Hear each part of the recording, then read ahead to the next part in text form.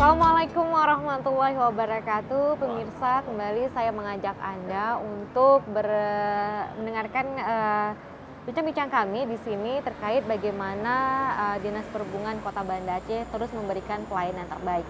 Nah, salah satunya mengenai prosedur pelayanan uji berkala kendaraan bermotor atau PKB di Kota Banda Aceh sejauh ini seperti apa? Nah, kita akan bincangkan bersama narasumber kita tentu dari Dinas Perhubungan Kota Banda Aceh, masih bersama Bapak Muhammad Zubir SSIT MSI, merupakan Sekretaris Dinas Perhubungan Kota Banda Aceh. Assalamualaikum Bapak. Waalaikumsalam warahmatullahi wabarakatuh. Dan ada Bapak Agus Mardeni ST, Kepala UPTD PKB Dinas Perhubungan Kota Banda Aceh. Assalamualaikum Bapak. Waalaikumsalam warahmatullahi wabarakatuh. Nah, ini mengenai atau sering dikatakan ujikir ini Pak ya? Ujikir, kalau bahasa Belandanya ujikir. Bahasa Belanda ini Ya. Pak, menarik Wah. Mungkin Bapak tahu sedikit nih sejarahnya apa ya? Kenapa nih bahasa Belanda nih Pak Zubir? Nah, sebenarnya apa sih nih maksud dengan uji berkala ini atau Ya. ujikir ini sendiri Pak? Nanti kalau ujikir bahasa Belandanya mungkin Pak Agus yang jelaskan. Oke, Saya baik.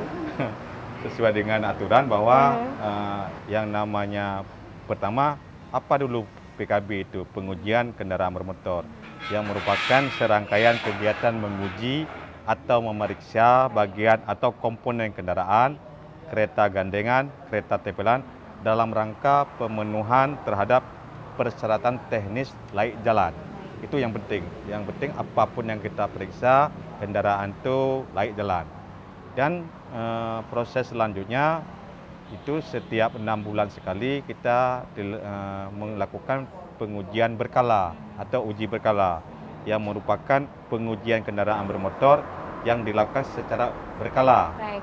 Kepada setiap kendaraan bermotor, kereta gandengan, kereta tempelan yang dioperasikan di jalan. Jadi semua kendaraan yang kami sebutkan tadi itu memang dilakukan uji berkala 6 bulan sekali. Itu tadi ada kendaraan bermotor. Bermotor itu ada yang kereta gandengan dan kereta tempelan. Oke, ini kereta gandengan, kereta tempelan ini apa nih Pak maksudnya ini Pak?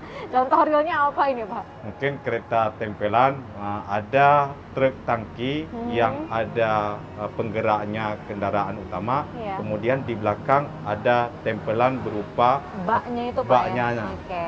ya, berupa tangki ataupun ya kontainer lah tempelannya. Nanti mungkin lebih jelasnya bisa disampaikan oleh Pak Agus. Baik, oke. Pak Agus, kenapa nih Pak Agus harus uji kir ini sendiri ya Pak? Jadi sebenarnya kan kita kembali ke tujuan dari pengujian tadi. Baik. Nah, jadi tujuannya itulah pertama dia untuk mencegah terjadinya kecelakaan yang diakibatkan oleh kendaraan yang dioperasikan di jalan. Yang kedua, akibat dari pembakaran emisi yang merusak lingkungan. Oke. Nah, dan yang ketiga itu pelayanan umum kita. Nah, jadi pengujian ini kita lebih kepada keselamatan. Kan di situ disebutkan pertama pengujian itu adalah serangkaian kegiatan menguji, memeriksa komponen-komponen untuk memenuhi persyaratan teknis dan layak jalan. Baik. Itu persyaratan teknis sendiri itu satu kegiatan sendiri, di mana setiap kendaraan yang datang itu kita periksa secara visual. Di situ dengan keahlian para penguji yang punya kompetensi. Baik. Nah, sedangkan untuk yang layak jalan tadi, kita kan menghitungnya dengan angka. Iya. Nah, dari angka itu kita bisa memperoleh melalui alat uji mekanis. Setelah dua unsur tadi itu terpenuhi, maka kendaraan tadi dinyatakan layak jalan dan boleh beroperasi di jalan. Itu adalah salah satu upaya untuk menjamin keselamatan berkendaraan di jalan dari unsur teknisnya. Unsur teknisnya, Pak. Benar nggak ini yang saya ketahui bahwa untuk yang uji kir ini hanya untuk kendaraan angkutan yang mengangkut barang ataupun angkutan umum. Benar nggak itu Pak? Jadi gini, untuk di undang-undang sendiri di PP disebutkan itu kendaraan wajib uji itu yang termasuk dalam wajib uji kendaraan penumpang umum, mobil barang, mobil bus, kereta gandengan dan tempelan. Yang tidak termasuk ya kendaraan pribadi. Nah, berarti itu belum masuk di undang-undang. Padahal seharusnya semuanya sama karena dia beroperasi jalan, tapi saat ini belum diakomodir. Dan satu lagi ada kendaraan khusus TNI Polri ambulan. Itu dikecualikan, mereka ada itu sendiri. Ada khusus mekanisnya sendiri dan mekanisnya itu perawatan sendiri ya, dikecualikan. Karena mereka juga mengangkut penumpang ini Ya, Pak ya, betul. walaupun dengan ketentuannya sendiri untuk ambulans tadi ini Pak ya. Ya, Oke. Nah, mungkin untuk sejauh ini peralatan mekanis yang ada di PKB ini sendiri seperti apa Pak? Kalau saat ini sebenarnya setiap pengujian itu kan sudah diakreditasi. Nah, jadi untuk memperoleh akreditasi itu minimal standar alat itu ada 3 sebenarnya. Okay. Yang pertama dia ada headlight, yang kedua uji emisi COHC dan smoke, yang ketiga brake. Sedangkan di Kota Banda Aceh kita sudah memiliki sampai 10 alat uji. Okay. Nah, jadi kesemuanya itu kita sudah lengkap dan kita selalu melakukan perawatan kalibrasi setiap setahun sekali. Nah, itu yang dipersyaratkan dari sana. Jadi apabila kurang dari 3 alat tadi, kita tidak akan dapat beroperasi di ujian tadi.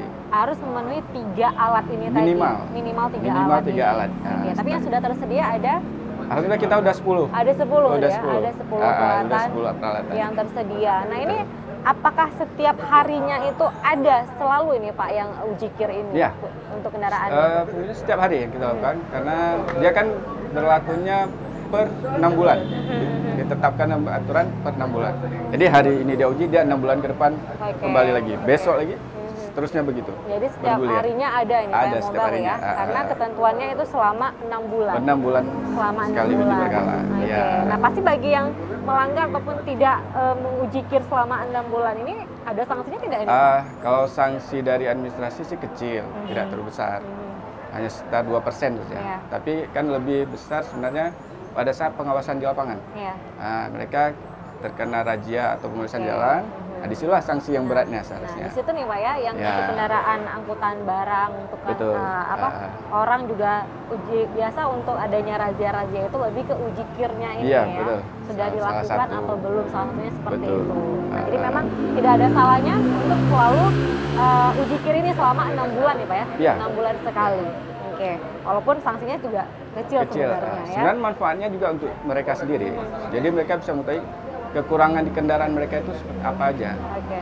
Jadi kalau kita sebenarnya mengambil peran mereka nih, peran pemilik kendaraan yang tidak peduli dengan kendaraan, tapi kita paksakan datang, kita periksa, ini loh Pak, ada kekurangan di sini, tolong diperbaiki. Jadi apa? Hasil akhir performa kendaraannya bisa kembali seperti awal tadi. Jadi tidak dalam keadaan down terus ya, dia akan kembali ke posisi fit gitu. Baik, wah jangan takut untuk melakukan uji kir ini setiap kendaraan, apalagi ini bagi para perusahaan yang punya kendaraan angkutan ya ataupun kendaraan barang yang lainnya. Jadi memang harus uji kir minimal 6 bulan sekali, Pak. Memang harus 6 per 6 bulan Diwajibkan sekali. per 6 bulan Diwajibkan 6 bulan sekali. Ya, baik Pak Zubir dan juga Pak Agus, kita lanjutkan lagi ya Pak. Saya jeda berikut ini, mungkin kita bisa makan dulu ya Pak ya. Baik, tetap bersama kami dalam program Talk Show. Pemirsa, terima kasih Anda masih bersama kami dalam program Talk Show, dan saya lanjutkan lagi bincang-bincang kita terkait bagaimana prosedur pelayanan uji berkala kendaraan bermotor ataupun PKB. Nah, masih bersama Pak Zubir dan juga dengan Pak Agus di sini. Pak Zubir, menurut pantauan Bapak sendiri dari selaku juga dari Dinas Perhubungan Kota Banda Aceh, untuk kendaraan yang tadi yang diwajibkan untuk uji kir ini di Kota Banda Aceh, sejauh pemantauan Bapak berdasarkan hasil data-data, apakah mereka sudah tertib ini Pak? Jadi terima kasih Mbak Leni. Jadi di kita seperti yang disampaikan oleh Pak Agus tadi, mereka dalam melakukan pengujian kendaraan bermotor kan ada jangka waktunya 6 bulan. Kadang-kadang mereka terlupakan itu. Jadi kita jangan menganggap itu mereka sengaja, kadang-kadang terlupakan.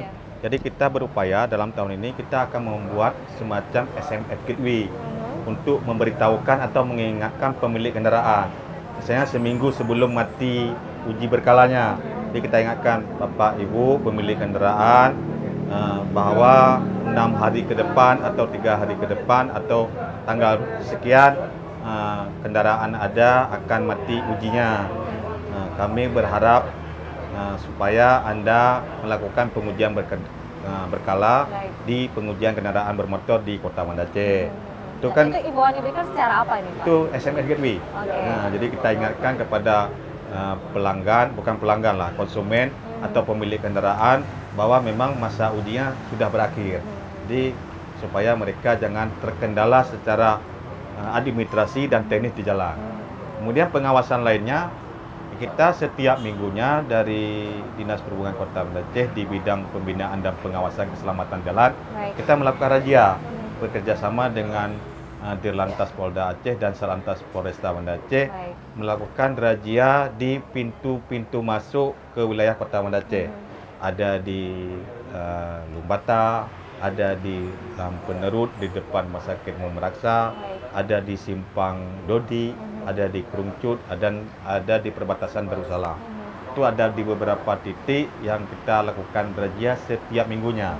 Jadi bagi kendaraan yang memang mati masa berlaku ujinya, ya kita berikan sanksi, kita tilang kendaraan, dan kita anjurkan mereka memperpanjang uji kir. Walaupun sebenarnya untuk retribusinya kita bisa langsung kenakan di lapangan. Kita menggunakan handheld Pak Agus ya, menggunakan handheld, kita kenakan tarifnya, mereka berbayar, kemudian kita arahkan setelah itu melakukan pengujian secara mekanis di pengujian kendaraan bermotor di Bato. Nah, tapi mereka sudah kita kenakan tarif dulu. Sudah kita kenakan tarif, mereka lakukan pengujian secara mekanis di pengujian kendaraan bermotor. Oke, memang tadi diingatkan, diimbau itu melalui SMS Gateway. SMS Gateway. Gateway. Oke, jadi langsung pemilik kendaraan akan menerima SMS tersebut dan akan sudah waktunya. Sudah waktunya saatnya untuk uji kir. Ya. Nah, Pak Agus, untuk uji kir ini sendiri mungkin yang menjadi pertanyaan juga, ini terkait dengan tempatnya di mana ini Pak? Ya. Pertama, dalam ketentuan pengujian kendaraan bermotor itu kan untuk 3 tempat lokasi seluruh Indonesia. Pertama di Provinsi DKI, yang kedua kewenangan kabupaten kota se-Indonesia, dan ketiga itu pengujian swasta. Nah, untuk kita di Banda Aceh, kita berada di Bato, di dalam terminal tipe A Bato, itu Jalan Mr. Muhammad Hasan. Nah, untuk yang kendaraan yang menguji di Banda Aceh ini tadi, di Bato ini Pak, apakah harus kendaraan yang berplat di Banda Aceh saja ataupun boleh di luar Banda Aceh? Kalau dalam ketentuan memang setiap kendaraan itu diuji di daerah domisili. Artinya alamat dia di mana, di situ diuji. Tapi dalam keadaan tertentu kan dia ada keluar kota. Nah, pada saat dia keluar kota, pas pengujiannya mati segala macam, dia ada satu kemudahan dikasih numpang uji kir. Nah, itu dibarengi dengan surat pengantar dari daerah asal. Nah, jadi tidak semata-mata pas dia habis ke daerah lain dia harus kembali, tidak. Ada kemudahan yang diberikan. Nah, tapi intinya setiap kendaraan yang wajib uji, untuk uji pertama sekali dan berkala diwajibkan di daerah domisilinya. Daerah itu yang pertama ya Pak yang ya? Pertama daerah domisilinya. Terkait dengan tarif ini Pak, itu seperti apa? Ada ketentuan sendiri ya untuk berbagai jenisnya ini Pak? Ya, kalau tarif dia kan tergantung di daerah, tarifnya berbeda-beda antara satu kabupaten dan kabupaten lain sesuai itu. Di kita kebetulan yang tarif untuk kendaraan penumpang umum itu paling kecilnya 50.000 per sekali uji. Dan untuk uji berkala yang kendaraan terbesar, contohnya dari tronton atau tempelan tadi, itu sampai dengan 150.000 per sekali uji per unit. Ya, jadi range-nya antara 50 sampai dengan 150. Ya. Nah, sebenarnya dari segi harga juga cukup terjangkau ini Pak ya, dan dengan pelayanan dan informasi terkait dengan kendaraan itu yang kita ketahui. Ya. Nah, mungkin Pak yang menjadi ujinya ini yang terpenting apa-apa saja nih Pak yang diuji dari kendaraan? Kalau pengujian semuanya penting, semua komponen itu penting. Tapi kan sebagian begitu, contohnya nih, begitu terjadi kecelakaan orang cuma bilang remblong. Apa sumbernya, dari mana sumber dia bisa jadi remblong kan tidak tahu. Jadi itulah terkaitan tadi di antara komponen-komponen yang kita periksa dan juga dengan diuji mekanis pada kekuatan rem, efisiensi rem. Itu menjadi salah satu faktor untuk kita mencegah terjadinya remblong. Tapi faktor utama paling itu sih lebih kepada sistem pengereman, kekuatan daya dukung rem. Itu faktor yang paling kuat ya kalau di pengujian, yang sangat berperan untuk keselamatannya. Jadi di remnya ini Pak ya? Rem faktor yang paling besar yang menyumbang. Mungkin sering juga terjadi kecelakaan itu memang angkutan-angkutan yang alat berat itu Pak ya, mungkin untuk apalagi di jalan-jalan pegunungan ya, memang remnya yang blong ataupun yang lainnya itu juga sangat berbahaya. Nah, mungkin sejauh ini ada imbauan tidak Pak, terutama juga untuk kendaraan angkutan berat seperti itu Pak? Sebenarnya gini, yang perlu kita himbau itu bukan di pengemudinya, tapi di pengusahanya. Kita berharap pengusaha pada saat mereka merekrut supir yang akan membawa kendaraan besar, mereka diberikan pelatihan dan memperoleh sertifikat mengemudi. Kenapa? Karena mereka harus mengenali karakteristik kendaraan tadi. Sistem pengeremannya seperti apa, cara kerjanya seperti apa. Jadi karena ketidakpahaman mereka atau karena kelalaian, itulah yang menyatakan dia blong pada saat berjalan. Pada saat kondisi dia sudah berhenti atau apa, rem itu masih aktif kembali, bisa aktif kembali. Nah, jadi teknis pada saat pelaksanaan di jalan, itu yang mereka harus pahami. Nah, teknik mengeremnya seperti apa. Karena setiap sistem rem berbeda-beda. Mobil kecil dengan mobil yang besar itu berbeda teknik remnya. Jadi yang sangat kita tekankan di pengusahanya. Jadi lebih kepada perusahaannya untuk memilih supir yang betul-betul mumpuni Pak ya, sangat paham bagaimana spesifik kendaraan yang akan dia gunakan tersebut. Maka istilah rem blong itu sebenarnya bagaimana teknisnya ini Pak ya? Teknis pemakaiannya tadi. Pemakaiannya di lapangan seperti apa ini. Nah, Pak Zubir mungkin apa nih Pak imbauan mungkin untuk para pengendara, mungkin juga para sopir ini yang memang angkutannya itu angkutan berat ini Pak, seperti mungkin air, minyak dan sebagainya, CPO dan apa ini Pak mungkin terkait mungkin untuk benar-benar menjaga keselamatan mereka ini juga. Ya, terima kasih Mbak Leni. Jadi tadi uji berkala tadi kan kita lakukan terhadap kendaraan mobil penumpang umum seperti yang disampaikan oleh Pak Agus tadi, kemudian mobil bus, mobil barang, kereta gandengan dan kereta tempelan. Kami dari Dinas Perhubungan Kota Banda Aceh dalam hal ini PTD pengujian kendaraan bermotor, kami tetap menghimbau untuk pemilik kendaraan atau pengemudi kendaraan angkutan umum yang wajib uji tadi itu melakukan pemeriksaan uji berkala selama 6 bulan sekali. Itu wajib.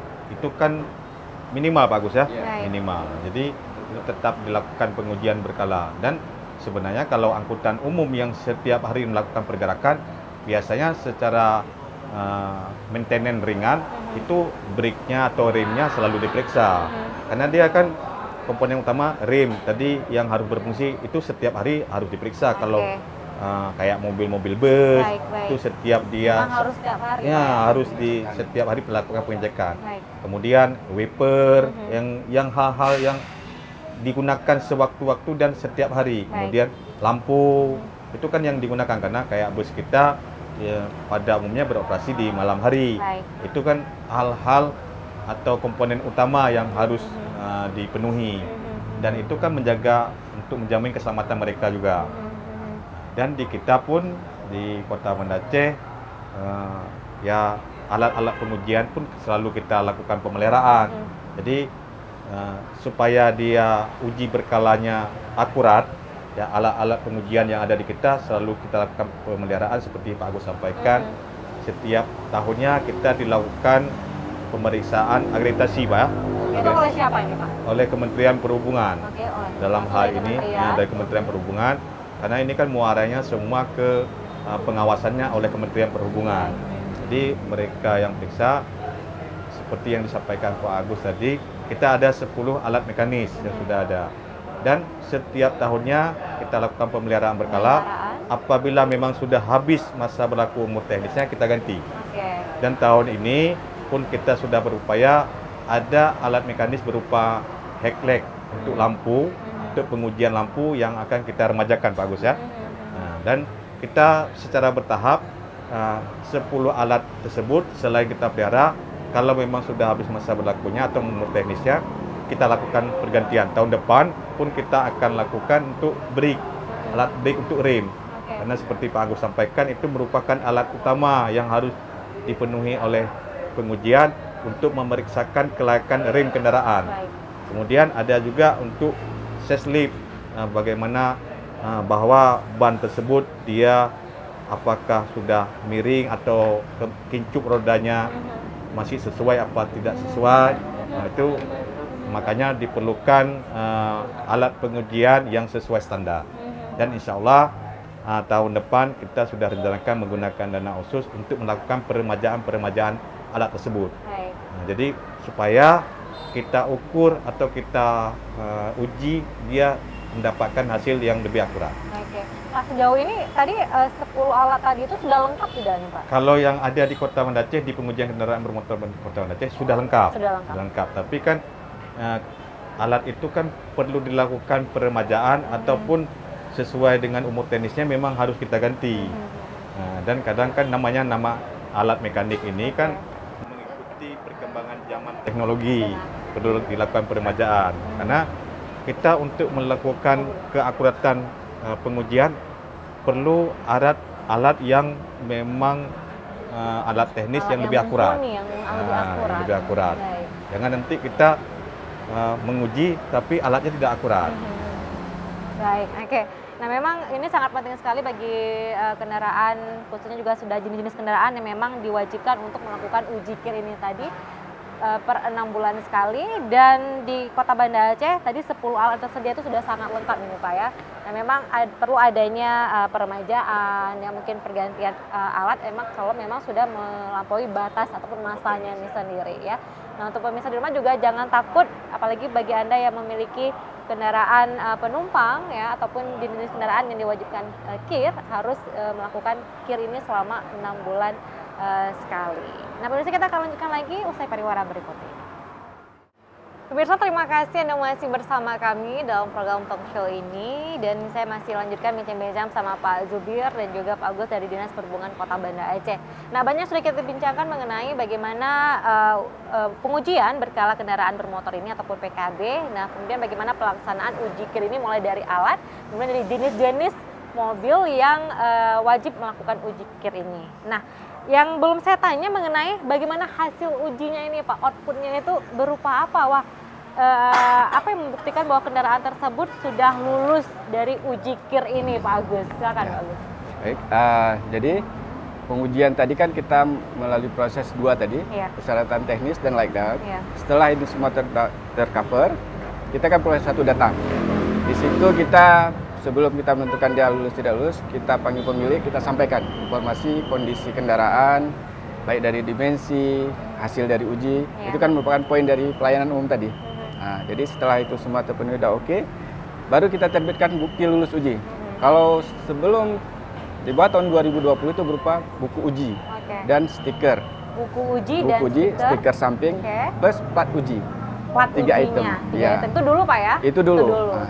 Nah, dikarenakan terlalu banyak pemalsuan atau apa, jadi dari pihak Kementerian Perhubungan ternyata mudah dipalsukan ya? Iya, membuat inovasi menjadi smart card sekarang. Jadi sebelumnya smart card itu diterbitkan smart card, sertifikat uji dan stiker.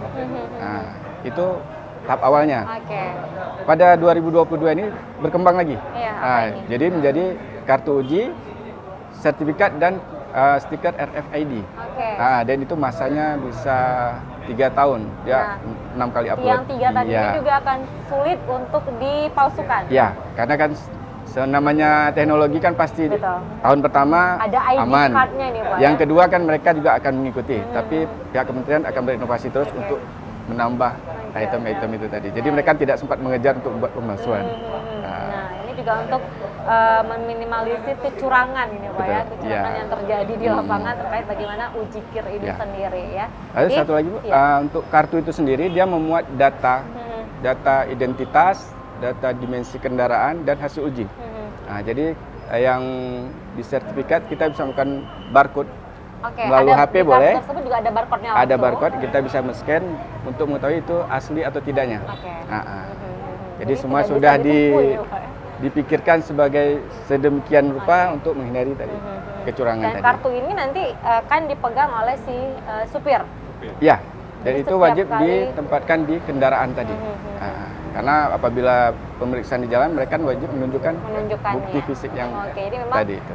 Supir yang harus mengantongi setiap kali nih Pak ya berkendaraan. Jadi bukan pemilik perusahaan misalnya, bukan Pak ya? Karena di lapangan ketika ada pengecekan, ada razia, dan itu si supir yang akan menunjukkannya ini ya. Jadi tadi ada berupa sertifikat, kemudian ada kartunya tadi Kartu ini, dan tadi. juga ada stikernya juga Stiker ada. RFID. Oke, nah stiker ini ditempel di biasa Itu di mana, di Pak? bagian depan pada kaca bagian atas. Oke, kalau biasanya itu di bagian Sisi kiri kanan. sisi kiri kanan Pada itu, Pak, bagian ya? bak kan. Pada bagian bak ya. Sekarang Oke. ini karena dia udah pakai barcode untuk mempermudah pemeriksaan, ditempatkan di bagian depan kaca. Baik, nah itu hasil output dari hasil uji KIR ini sendiri ya. Benar Ada sekali. 3 bentuk yang diberikan. 3 bentuk. Dan semakin lama setiap tahunnya itu terus berinovasi dan terus berkembang, yang mungkin akan sangat sedikit untuk bisa dicurangi ya, untuk meminimalisir kekurangan-kekurangan pada adanya kebohongan-kebohongan nanti di lapangan ya.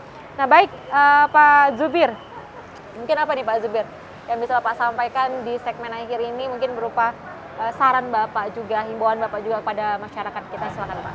Oke, terima kasih Mbak. Jadi kami berharap kepada pemilik kendaraan yang wajib uji untuk tidak takut atau untuk mau melakukan pengujian berkala, karena tujuannya tadi seperti yang disampaikan, kami berharap kepada masyarakat karena KIR ini sangat penting.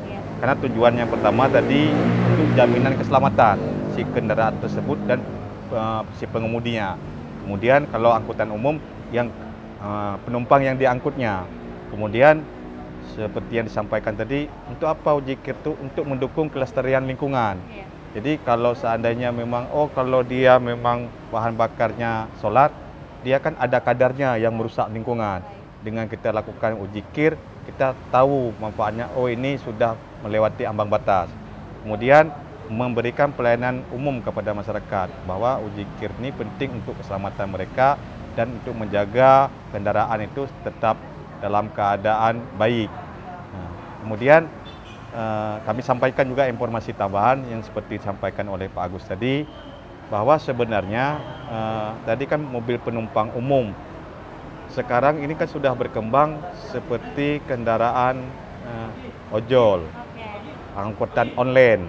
Nah, angkutan online yang berupa roda 4 sebenarnya dalam aturan itu wajib uji. Karena apa?